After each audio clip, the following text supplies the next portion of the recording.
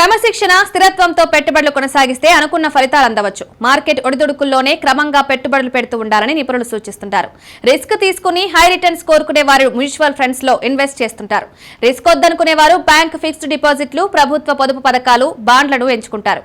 అయితే అధిక రాబడి అనేది కాస్త రిస్క్ తీసుకున్నప్పుడే వస్తుందనేది అసలు నిజం. అయితే మీరు కూడా మ్యూచువల్ ఫండ్స్ లో నెల నెలా పెట్టుబడి పెట్టాలనుకుంటున్నారా?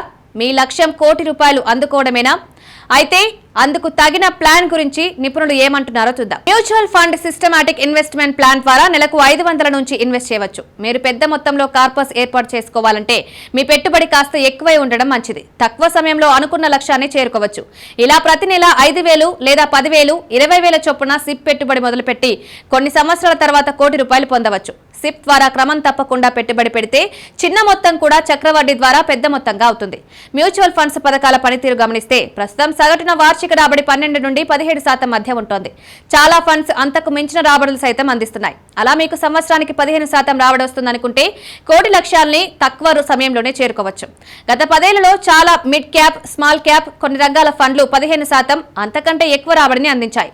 Nifty mid cap 150 TRI index గత 10 సంవత్సరాల్లో సగటున 17 నుండి 18% ఉంది. భవిష్యత్తులో కూడా ఇదే ఫలితం వస్తుందని చెప్పలేం. నెలకు 5,000, 10,000, 20,000 చొప్పున సిప్ పెట్టుబడి ద్వారా ఇన్వెస్ట్ చేస్తున్నారు అనుకోండి.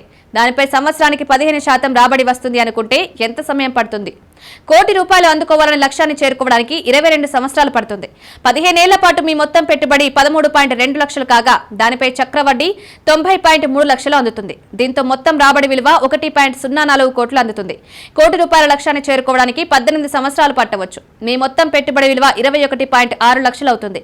దానిపై మీకు వడ్డీనే 88.82 లక్షల వరకు అవుతుంది. దీంతో మొత్తం నిధి విలువ ₹1.1 కోట్ల అవుతుంది. మీ ₹1,00,00,000 లక్ష్యాన్ని చేరుకునేందుకు 14 సంవత్సరాలు మాత్రమే పడుతుంది. మీ పెట్టుబడి మొత్తం 33.6 లక్షలు అవుతుండగా దానిపై కాంపౌండ్ వడ్డీ 80.78 లక్షలు వస్తుంది. దీంతో ఒకేసారి మీ చేతికి 1.14 కోట్లు అందుతాయి.